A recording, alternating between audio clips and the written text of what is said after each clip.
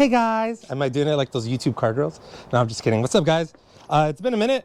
Caleb and I have just been really lazy to work on cars and record anything, which is a good thing. I guess we needed a break, but I am excited. If you are familiar with this color, it's like a gold orange. It's Techno Toy products. So what we have down here is control arms for the FC, some sway bar end links, and then this is the center camber link that goes in the rear. So I'm really excited about this because if you're familiar with FCs, you know there's not much aftermarket support compared to the FDs. The biggest issue has always been the control arms. So if you have a Series 5, you know that, or if you don't know, the ball joints aren't replaceable. They're pretty much part of the whole unit. That's why S4s are superior. You're able to replace the ball joint. Now, it did come with some limitations on the S4 arms. So as you start lowering the FC more and more, you do need to get some type of roll center correction. Unfortunately, there isn't ball joints that do that for you. I do have a pair of ball joints that were made aftermarket by some guy on the RX-7 Club. I think his name was like Grim or Grum. He made a batch and that's it. But this allows you to not have to deal with all that bullshit. So this is one of their evolved knuckles or control arms, sorry. Very similar to a lot of their other chassis. But the great thing about this is it will allow you to adjust caster, which has been something that didn't exist on the FC. I did affect my caster when I did the Super Now bushings, but that requires a lot of modification. This is nice because everything's replaceable. You can contact Techno Toy in California. Anything you break, they'll send you a new piece. You know, they have everything in stock, which is great. So we're going to be installing that on Caleb's car. Another thing I wanted to point out is the track width. You can adjust the track width on these bad boys. Unlike the Part Shop Max control arms, they put you at about 35 millimeters of track width pointed outwards, so towards you. But from my knowledge, it's not adjustable. These are adjustable, which is great. But the really cool thing that I'm happy about is the location of the sway bar end links. Now, I've come across this issue, and so have other FC owners. When you're trying to put preload on the front sway bar, it's hard to put the sway bar parallel to the ground. And then you have end links like the racing beam ones that end up binding a little bit because you're trying to shorten the link, and it just becomes such a hassle. The great thing about these that Techno Toy provides is they're spherical, which is great, and then there's different mounting locations so you can properly set up the sway bar end link accordingly. So that's one of the things that I find super cool. Of course, the caster adjustment and then the track width adjustment. And then, yeah, we have the ball joint here. It's spherical, which is great. It makes up for that issue of having to find an S4 arm if you don't have an S4 arm, which they're getting harder and harder to get. And then finding some type of aftermarket ball joint, which really doesn't exist anymore. So yeah, checks off a lot of the boxes in the FC community. So if you're looking to upgrade your shit, I recommend the Techno Toy stuff. So we're going to be installing that on Caleb's car. We're going to be installing the sway bar end links on the rear just to replace the racing beat ones. And then I'll talk a little bit more about the center camber link. This has been a highly debated part on the rear suspension of the FC. Everybody is either for or against it about affecting negative camber. So I'll touch base based on my experience, based on what I've done with my FC and then what we're doing with Caleb's FC. So thanks for tuning in and enjoy the video. Bye guys. When you're in your 30s and you're working on your car on the floor. Oh God. Okay, so we're gonna get started on taking off the control arm. So there's 2 bolts back here on the back of the subframe. And then you have 1 long bolt and a nut right here on the front part of the subframe. And then we'll also have to unbolt the ball joint. As you can see here, this is pretty much a OEM replacement ball joint for the S4 arm. This is where you can replace it.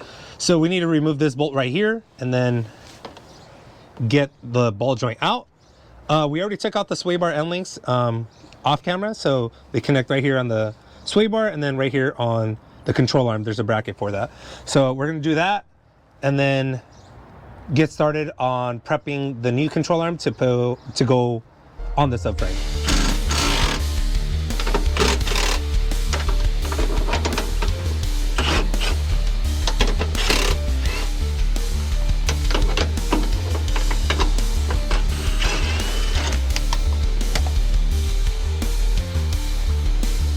this one right behind the under panel.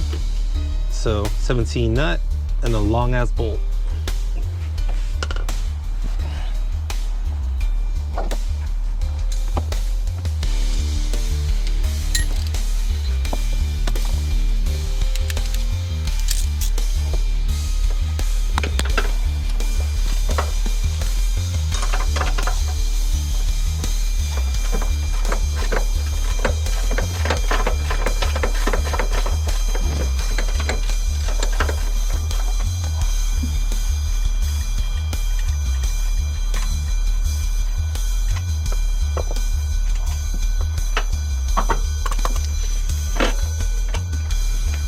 Before we push everything out from the subframe, we need to loosen up this ball joint from the knuckle. And yes, this is a Part Shop Max knuckle, so it already has built-in roll center correction.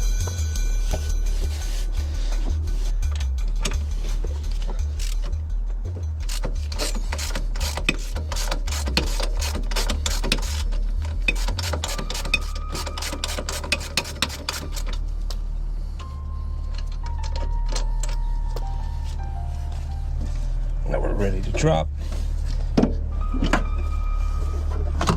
And that's it.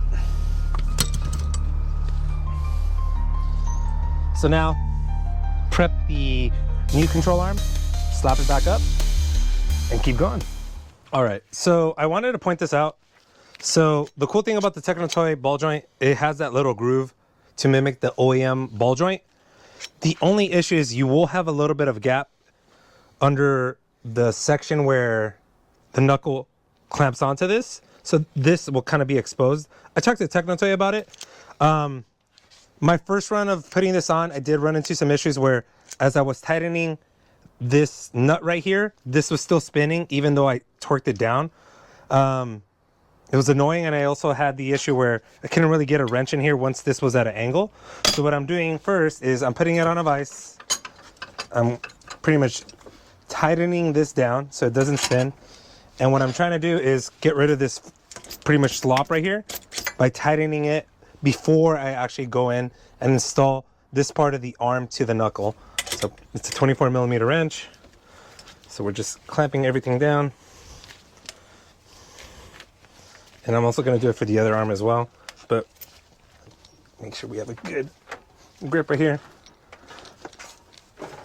Give myself some leverage and make sure I'm not, and if you're doing this, just make sure you're not rounding out or beating up this space right here, so keeping it right above.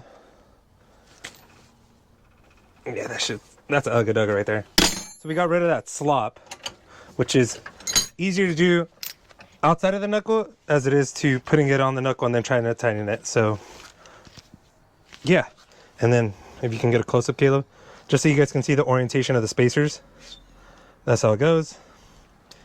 That's how it goes. And then this groove's going to have to be perfectly aligned with the knuckle so that that bolt can go through. If you've never done FC knuckles before, if you have the OEM bolt, that bitch is probably stripped by the time you take it out. So just a heads up. So be very gentle. Get your eye level to make sure it goes straight through, else you're going to start seeing some threads come out of the bolt that you're putting through. Ask me how I know, because I've fucking done that shit like 1, 2, 3, maybe like 4 times. So avoid that issue. So yeah, let's get this on the knuckle. All right, so we made some progress. We bolted on pretty much the rod that adjusts the caster for the control arms. It comes with its own bracket. We did have to clearance it just a little bit so everything could fit square. Maybe it was just the bracket we got. Not too much. We just pretty much ran a drill through it so that we can adjust this bracket a little bit. We had to just confirm with Techno Toy how the Heim joint goes and the washer, spacers that go in here. So if you go on their website, there's a picture of them. So I copied the same adjustment. So we torqued everything down to spec. We did run into some issues with our Cusco bar hitting our LRB aero panel. This is just particular to Caleb's car. So we just kind of grinded it down a little bit so it doesn't hit against the bar. But yeah, that was able to bolt down with no issues either.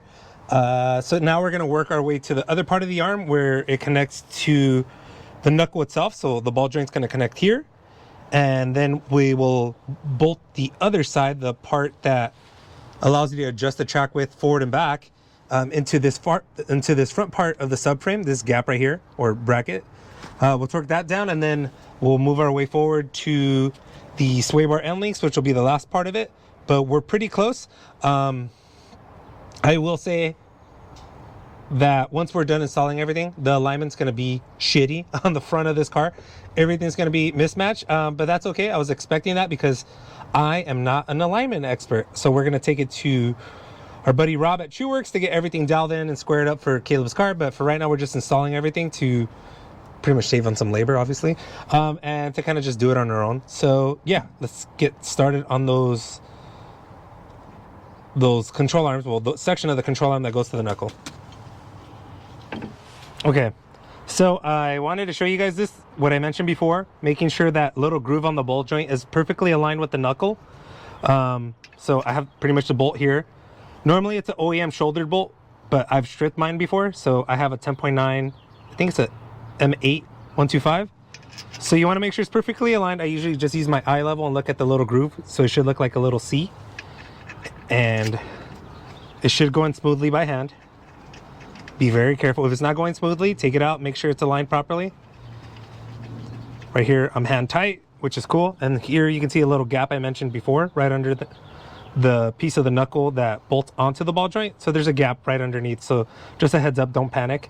So now what I'm going to do is I'm just going to torque this, and we should be good to go. So we got this part of the arm back on the front part of the subframe. As you can see here, this is a jam nut. This is what allows you to adjust your track width forward and back. We'll leave that up to the alignment shop once we get there. But right now I'm just getting it aligned. Long part of the bolt goes from the back side. So take some finessing. There you go. They provided a flat washer, then a nylon lock nut. And we're going to torque this down to spec and then tighten into this jam nut right here, and we should be close to done. Then we'll bring over the caster arm and set it to the appropriate location on the control arm. Mind you, this little bolt that they provide, it's pretty cool. This one's a little bit tight. I'm gonna have to take it out, but use a 1/4 inch ratchet to get it out. There's a head portion on the top that you can put your ratchet onto. It might fight you at first just because of the powder coating, so you might have to just kind of clean up the powder coating a little bit so this little bolt can go through, but we'll show you guys once we get there. So all right, so we got the caster arm adjusted, kind of winging it in the position. Obviously we got the ball joint torqued down to spec on the knuckle itself. We're going to tighten the jam nut right here for the control arm. This allows the track width to be adjusted, and on this front heim we torqued it down to spec too as well. So we put this at 60 foot-pounds. We put these at 40 foot-pounds per the FSM, and then this was at 40. I wanted this at 40 just because when we did a little lighter torque spec on this particular knuckle, it was spinning before, so I want to make sure that thing's grabbing correctly. There's no torque spec for this in particular. It's a nylon lock nut. So what you do is you get a 1/4 inch ratchet. There's a section for it right here on top for you to put it through. As you can see, I'll move my hand. And I just tightened it so it feels really ugga-dugga tight. And yeah, that's pretty much it. All we have left is the sway bar end link, and then we'll do the other side and we're ready to go. It's probably gonna drive like shit for a little while until we get everything dialed in. Okay. So we had already started taking off the rear sway bar end links. So there's a bolt back here that goes into the knuckle. FYI, be very careful threading it in. You don't want to strip your knuckle because then you're going to be screwed. So we're taking this off. This is a Racing Beat one. So instead of showing you guys me suffering, taking off fucking bolt, I started early so you guys don't have to see the pain and judge me. So this is off. Then we have the Techno Toy one, which is nice. You can constantly adjust this one. This is a little adjustable too, but what I like about this is the heim, so it can adjust its angle. So you have a pretty much a shim and a bolt goes right behind, we're gonna put this right here where the knuckle goes, so I have to find it from the backside. And I'm not finding it right now because I'm doing it on the opposite side, but let's see if I can get the thread. There you go. So I got a couple threads hand tight, and that's all you need first, and then I'm gonna adjust this where I want it. So there is another joint here, heim joint. Looks pretty on the money. Maybe I need a little bit more. Let's see, will we get lucky? Find out. Ooh, wee! And then we just bolt it on in the back, and that's pretty much it for this. Oh, did I get the wrong bolt? I think I did. There you go. So pretty straightforward. I mean, if you've never done this, this is actually one of the first mods I did on my FC a long time ago.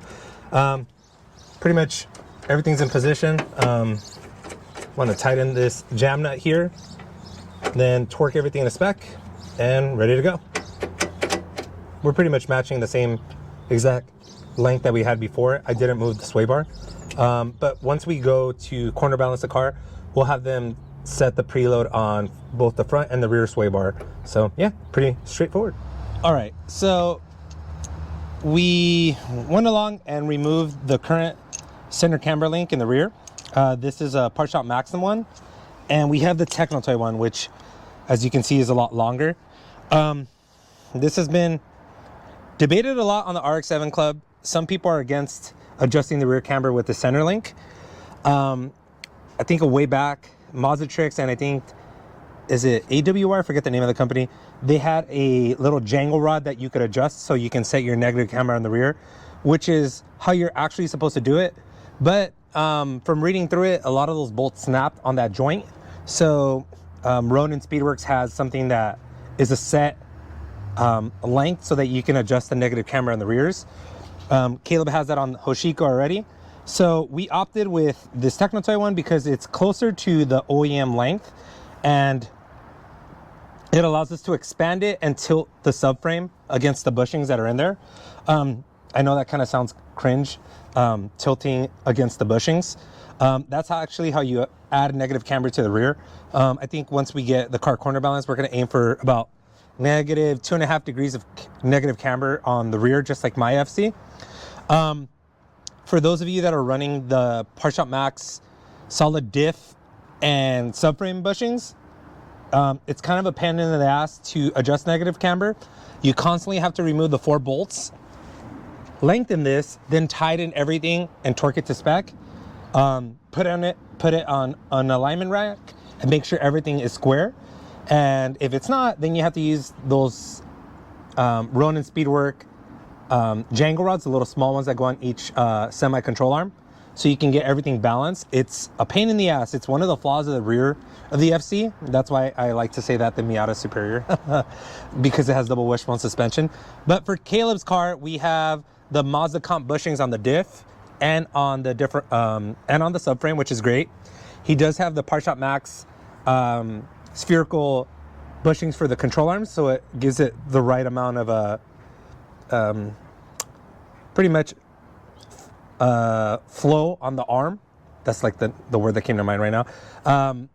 But it keeps it from binding. Usually when you have those poly bushings in the control arm right here, they'll bind depending how you have your suspension setup. So the Part Shop Max ones allow you to avoid the binding since it's a spherical joint. And then on the subframe, he does have those Mazda comp, as I mentioned. So as we expand this, we're able to adjust negative camber without having to loosen the subframe bolt and the diff bolt if you were running the solid bushing. So yeah, just putting it out there. It's controversial. And then obviously the adjustment of this length is dependent on how low your car is. I've seen some drift boys that have the car slammed to the ground and they're like pretty much 50-50 grinding their brake lines and so forth. To each their own. Caleb's opting for a more casual approach to his ride height so that it doesn't take him like 4 hours to get over a speed bump. I know like my friends like Scotty and Edgar are going to kill me for this statement, but yeah, sometimes low is not better. Hate me all you want. It is the truth, especially on the FC rear suspension. So yeah, we took this off and we're gonna throw this one on and tighten everything up. We're probably gonna do it off camera because it's a pain in the ass to get a camera in there, and it's also a pain in the ass to tighten the top bolt with the differential on the axles there. So we'll just kind of show you a video or a little like segment of it installed without me in the way. So yeah, just some information for you guys. All right, so we have the rear camber link on. We pretty much left it at the same length that the suspension kind of set itself at once we took off the Part Shop Max rear center link. But yeah, right here we have the Ronin end links. I think this is stage 1 that Caleb has on the car. That's the link that reduces the least amount of negative camber. Obviously when we take it to get aligned, we'll be adjusting this rod and tilting the subframe from here. And obviously the diff bushings, they're compliant, so they'll be able to move a little bit so we can set the negative camber. So I just wanted to show you guys that. We didn't record us installing that because there's too many bodies and hands in the way, so yeah.